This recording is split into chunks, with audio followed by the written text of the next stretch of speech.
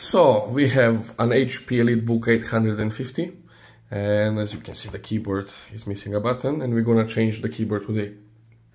So to change this keyboard, what you will need to do is open it up, slide this thing out. This one has no battery.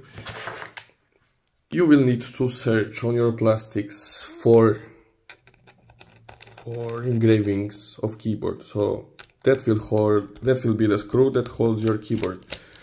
You just unscrew it, and you will have another one here. That's out, and you will have, I think, one more. I do actually have one more here, but then there is no screw. So let's try to open it. To open it, you should gently try to remove the edges.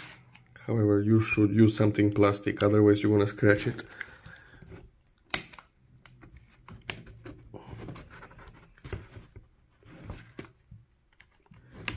I will need my both hands for this.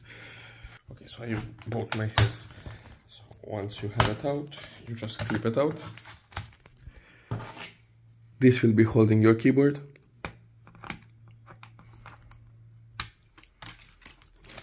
This will be for the light. You can just literally slice it open.